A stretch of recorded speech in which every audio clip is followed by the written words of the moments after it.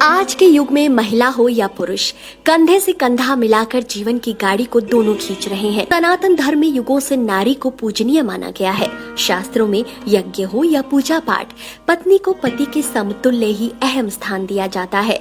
किंतु आज भी धार्मिक दृष्टि से कई क्षेत्र हैं जिसे लेकर जनमानस में भ्रम की स्थिति बनी हुई है। जैसे आज भी लोग यही मानते हैं कि महिलाएं श्राद्ध कर्म नहीं कर सकती। अभी पितृपक्ष भी चल रहे हैं। ऐसे में चलिए आपको शास्त्रों के दृष्टिकोण से बताते हैं कि क्या वास्तव में महिलाएं श्राद्ध, तर्पण या पिंडदान जैसे कर्म नहीं करती। तो मित्रों, इस प्रश्न का उत्तर है नहीं।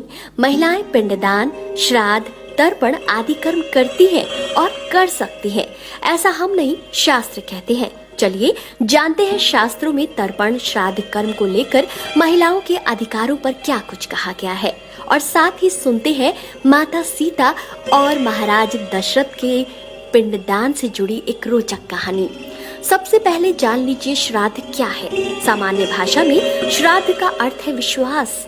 ऋषि पाराशर जी कहते हैं कि जौ, काले तिल, कुश आदि का जाप करके स्थान और परिस्थितियों के अनुसार जो भी कर्म भक्ति पूर्वक किया जाए वह श्राद्ध कहलाता है। श्राद्ध कर्म से पितृ प्रसन्न होते हैं और तृप्त होते हैं, और वे अपने वंशजों को सुख, समृद्धि, संतान आदि का आशीर्वाद देते हैं। पितृपक्ष में किया गया तर्पण पितरों की आत्म संतुष्टि के लिए बहुत आवश्यक कहा गया है। श्राद्ध पितरों की तिथि के अनुसार किए जाने का विधान है।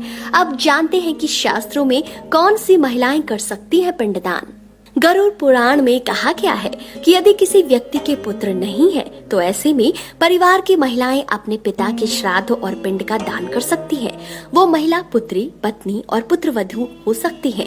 गरुड़ पुराण के अनुसार कोई पुत्री भी यदि सच्चे मन से अपने पिता का श्राद्ध करती है तो पुत्र के न होने पर भी पिता उसे स्वीकार करते हैं। इसके अतिरिक्त ऐसे परिवार जहाँ पुरुषों की अनुपस्थिति है वहाँ भी महिलाओं को श्राद्ध करने का अधिकारी माना गया है। धर्म सिंधु ग्रंथ, मनुस्मृति, वायु पुराण, मार्कंडे पुराण और गरुड़ पुराण में महिलाओं को तर्पण और पिंडदान करने का अधिकारी बताया गया है।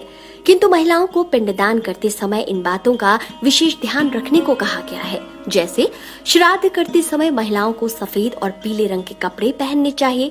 धार्मिक मान्यता अनुसार केवल विवाहित महिलाओं को ही श्राद्ध करना चाहिए। यदि श्राद्ध तिथि याद न हो तो नवमी को वृद्ध स्त्री पुरुषों का तथा पंचमी को संतान का श्राद्ध करें।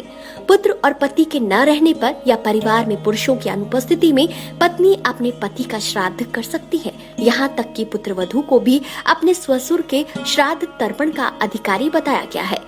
मित्रों, अब आपको वाल्मीकि रामायण की वो रोचक कहानी सुनाते हैं जिसके विषय में बहुत ही कम लोग जानते हैं। जैसे बहुत कम लोग जानते हैं कि माता सीता जी ने अपने ससुर राजा दशरथ का पिंडदान किया था, और वो भी भगवान राम और लक्ष्मण की उपस्थिति में। कथा अनुसार महाराज दशरथ के पिंडदान हेतु भगवान राम अपनी पत्नी और भाई लक्ष्मण के साथ गया गए थे और श्राद्ध कर्म सामग्री जुटाने हेतु कुछ दूर चले गए थे। ऐसे में महाराज दशरथ अपने पिंड का दान लेने हेतु माता सीता के सम्मुख पितृलोक से पधारे और बोले, पुत्री तुम ही मेरा पिंडदान कर दो। माता सीता के बार बार आग्रह करने पर भी महाराज दशरथ न माने, क्योंकि स्वर्गलोक के प्रस्थान के लिए वही शुभ मुहूर्त था। अंत में माता सीता ने ही फल्गु नदी के किनारे महाराज दशरथ का बालू से पिंडदान कर दिया। उसके पश्चात क्या हुआ ये कहानी कभी और। तो मित्रों, आपको आज की ये जानकारी कैसी लगी? क्या आपने सुनी है माता सीता से जुड़ी ये कहानी? कमेंट सेक्शन में जरूर बताएं। वीडियो आपको कैसा लगा जरूर बताएं, और अगर वीडियो पसंद आया है तो इसे ज्यादा से ज्यादा शेयर कीजिए।